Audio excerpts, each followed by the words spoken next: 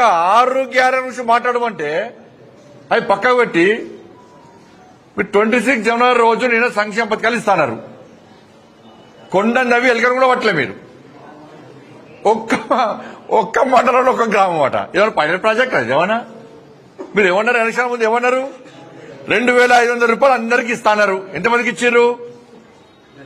సరే నిన్న మీరు చెప్పింది రేషన్ కార్డులు లబ్ధిదారులు అందరికి ఇస్తున్నారు అంటే ఒక మండలంలో ఒక గ్రామంలోనే లబ్ధిదారులారా అర్హులున్నారా? ఒక మండలంలో ఒకటే గ్రామంలో రేషన్ కార్డు కావాల్సిన వాళ్ళు ఉన్నారా? ఒకటే గ్రామంలో రైతు భరోసా కావాల్సిన వాళ్ళు ఉన్నారా? ఒకటే గ్రామంలో కౌలు రైతులు ఉన్నారా?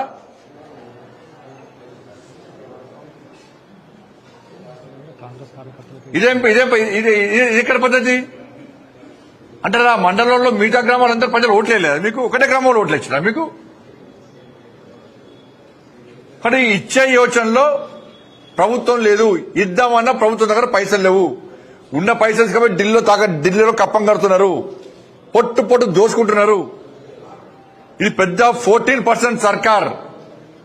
మళ్ళీ చెప్తున్నది కుటుంబ సభ్యులను కూడా ఈ అవినీతిలో ఇన్వాల్వ్ చేస్తున్నారు.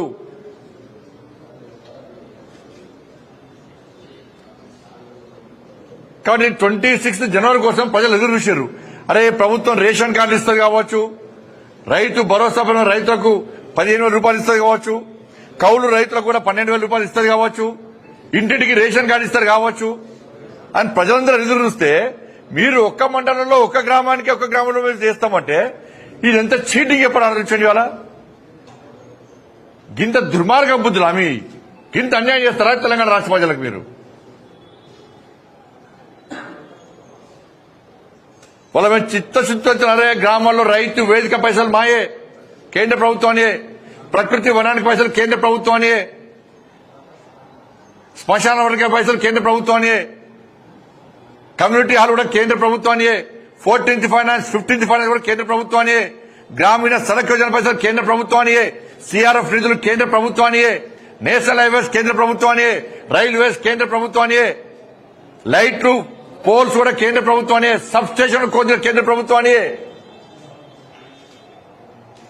మీ చెప్పండి స్కీమ్స్ మీ ఇస్తాను 6 గంటలకి అతిగతలేదు మీకు. కాబట్టి మళ్ళీ చెప్తున్న రాష్ట్ర ప్రభుత్వానికి మాకు భేషజాలు లేవు,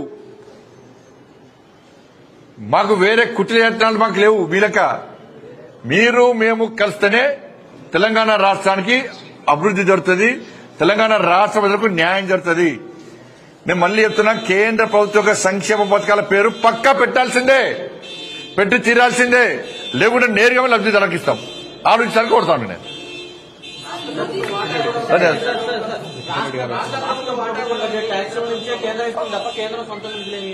రాష్ట్ర ప్రభుత్వం జేబులోకి ఇస్తుందా? ముఖ్యమంత్రి జేబులోకి ఇస్తుందా?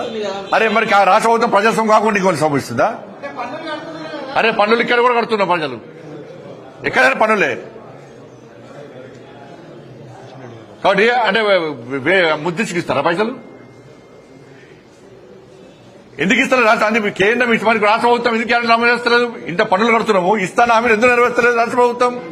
6 గ్యారెంటీ ఎవరి జాగ్రత్త కానీ ఎందుకు ఇస్తలేదు? రాష్ట్ర ప్రభుత్వానికి వేరే దేశం పైసలు వస్తున్నాయి ఏమన్నా? పాకిస్తాన్ బంగ్లాదేశ్ పైసలు వస్తున్నాయా? వాళ్ళు ట్యాక్సీ కడుతురా?